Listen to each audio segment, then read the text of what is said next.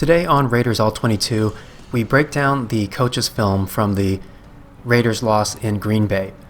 It seemed at times that both offenses were very capable of marching the ball down the field.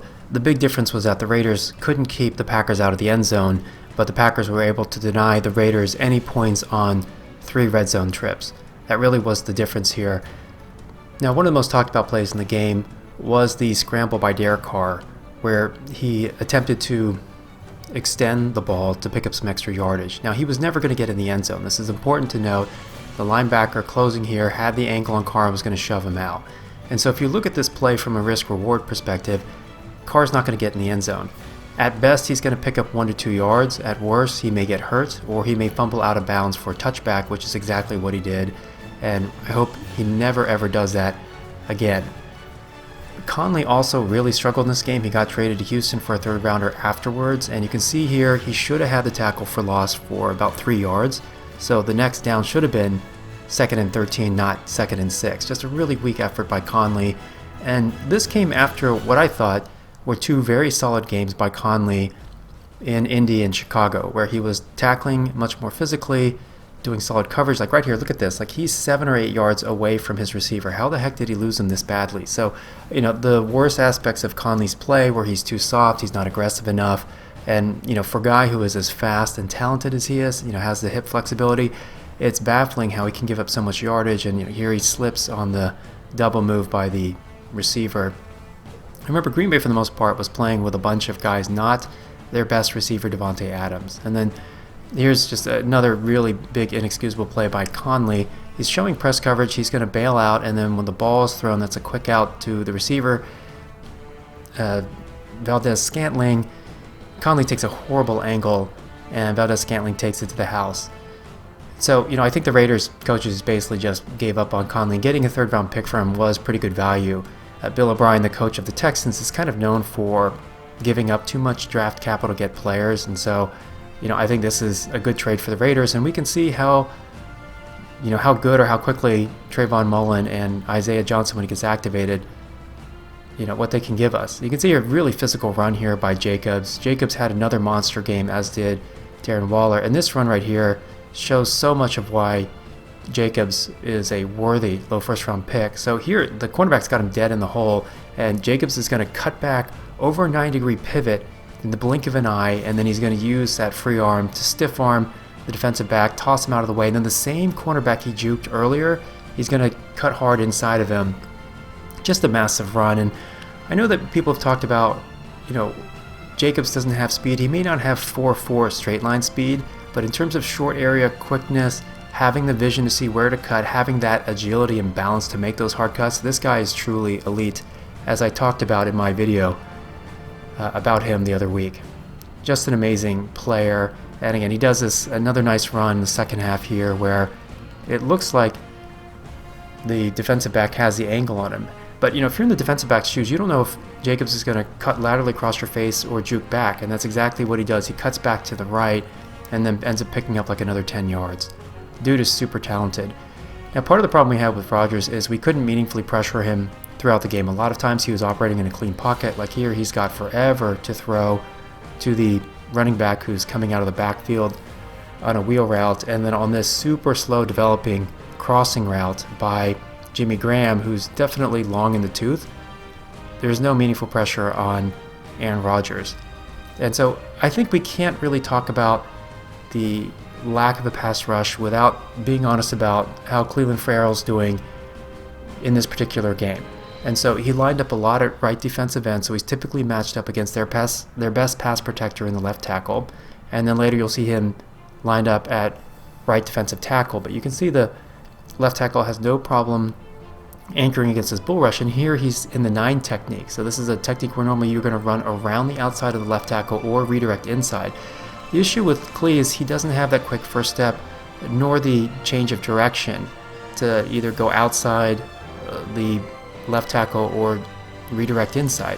And so the coaches had Clee playing at right defensive tackle for a lot of snaps. They've done this in other games. I think it's a mistake. I'll talk about why, but one of the big issues is if Clee can't beat a left tackle with a bull rush, there's no way he's going to beat the left guard, who's even bigger and stronger typically, right? A lower center of gravity. And here you can see again, Clee there, lined up at right tackle, got matched up against the left tackle, easily stonewalled, and not anywhere near the quarterback, right? And so the thing too is, Clee's like letting the offensive lineman get a hold of him too easily, right? And so the left tackle here is easily knocking away Clee's hands while keeping his hands on Ferrell, and you want the opposite to be true, right? So there's another play, Clee's again lined up at right defensive tackle inside of Max Crosby at right defensive end, and look at this, there's no collapsing the pocket whatsoever. Rodgers has all day. If he needed to, he could have stepped up, but he didn't need to.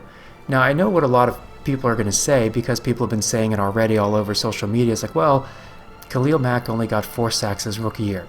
Totally true, but that's missing the fact that he was a monster against the run game, and he had like a bazillion quarterback pressures as a rookie, right? And so I went back to Game 6 of Mack's rookie season. This was the game against the Cardinals, and just watched the tape to compare him to Ferrell, since we just had our 6th game of Ferrell's rookie season, right? And what you notice about Mack is he flashes on tape, like extreme quickness off the snap, the ability to get underneath players, the ability to bend and get around them. Like, check out this play here against left tackle Jared Veldheer, who was, you guys remember, former 3rd rounder of ours. Like right here, watch Mack bend and turn the corner, flatten. And the only thing that saves Palmer there is this is a, quick drop pass. But that ability to burst off the snap, bend right there and flatten is what, you typically want to see from a right defensive end, and that's not part of Clee's game.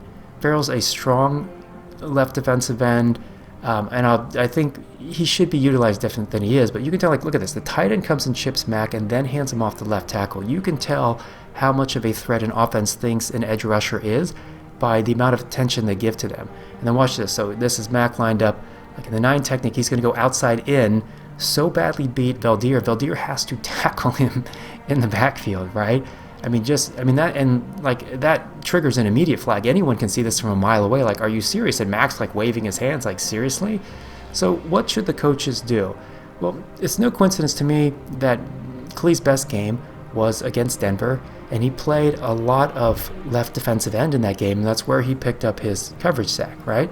But if he plays left defensive end, we know at that base end position, he can set the edge against the run.